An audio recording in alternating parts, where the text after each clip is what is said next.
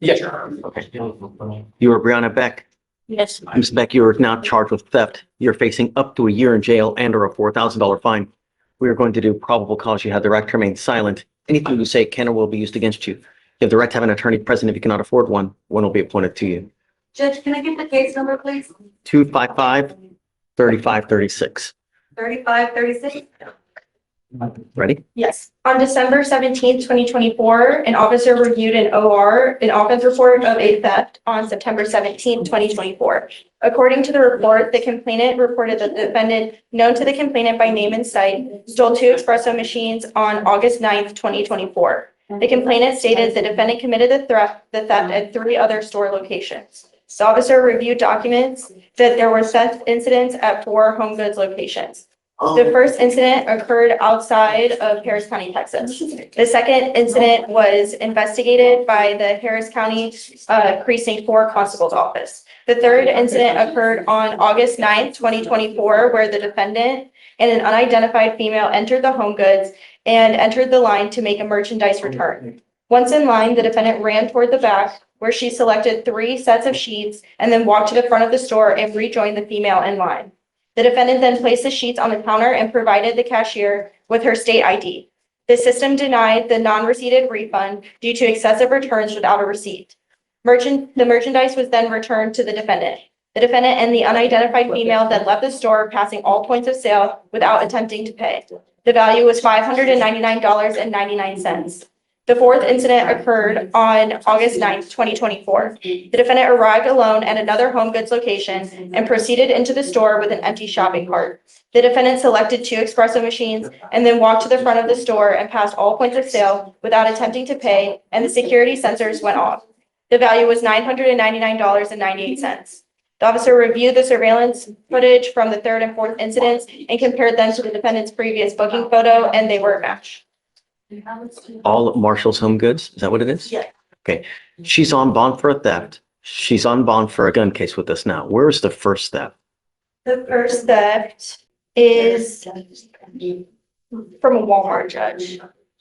$121. Ms. Beck, I'm going to find that there's probable cause to go forward with the case, and I'm going to tell you now, I will do everything in my power to protect every person, place, thing in this county. And if I have to put you in custody and make your bond $50,000 because you continue to become a danger to our city, I will do it in a heartbeat. Do you understand me? I'm ordering you not to go to any Walmart, any Marshall's, Home Goods, in anywhere. And I'm going to put a GPS monitor on you so I know where you are at all times. You are not to consume alcohol or illegal drugs. And I'm sending you now for a test so I know what, if anything, is in your system. You're to test and then you're to come right back. Do you understand? Yes, sir. Do you have a job at this time? Nope. What do you do for a living? I'm a reservationist. Okay. I want proof that you have a full-time job because that is now a condition of your bond as well. I want to make sure that you're working full-time as well. And Your Honor, the defendant is also a complainant in this court as well. I need to bring up, we've reassigned these cases so that we can deal with it, and so it's on separate prosecutors. Like, I have the other defendant's case assigned to me, and Abigail is assigned this case. She is listed so she is listed as the complainant in a separate case also in Court 5. In what regard? So she, Like in an assault or something like this of this nature? yes, it's an assault, Your Honor. And to. Okay, so you divvy it up how you want. Yes. Yes. Because I don't want her to pick up 4th case. Right. No, we just want to Sure make you that- aware, Your Honor. Yes. I'm also ordering you not to be in possession of any weapons. Do you understand? These are your bond conditions. You violate these conditions, I'm going to revoke all of your bonds and I don't understand why you're having attitude. You have now 3 cases. You're rolling your eyes as if you have some kind of, what do you suggest as far as a bond in this case on the newest theft case? We would suggest a surety bond on the case, Judge, and leave it up to your discretion in terms of amount, but I don't think a PR bond would be appropriate here. Well, if you do make it a surety bond, we can ask for it to be low. She did show up here on her own volition today. And I think she's, at least for today, showing the right attitude about how to handle this from here on in. Set your bond at $2,500. Cash or surety. No more PR bonds. Do you understand? I want to send her for a drug test right now. So Felicia, Judge, I can't send her until the bond has been posted or else they'll take her into custody.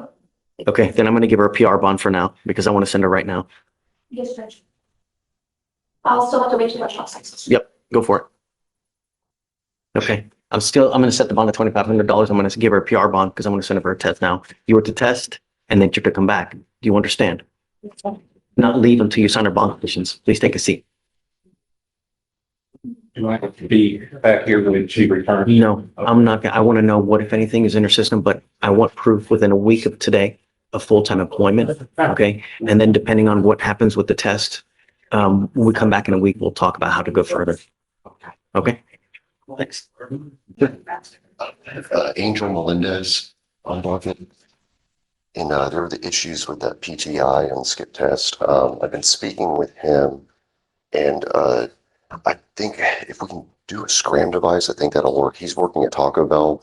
He's never had any positive test or anything, and his hours are kind of crazy. He'll work, night shifts and then particularly 10-hour shifts. Hold on a second. He's on PTI now. Yes. He has violations, right? Angel Melendez, come up.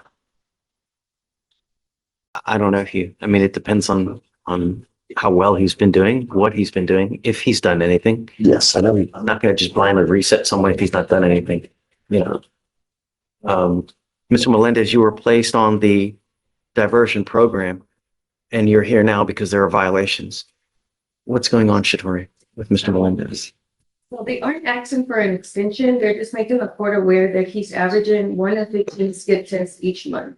The probation officer has talked to him about it, and he's saying it's because he forgets due to his work schedule.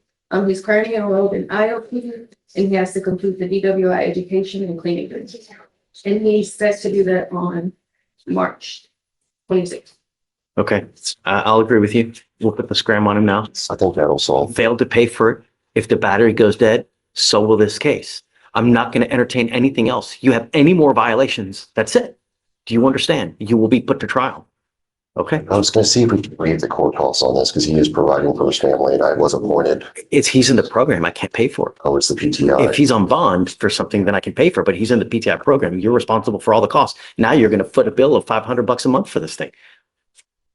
Actions have consequences. And I'm telling you, if you fail to keep up with this device, the first instance, and I'd like to keep up, on a weekly basis, just to make sure you're out. That's it. Okay, Hugh. Okay. All right. So we'll send him today to get it. All right, Hugh. Thanks.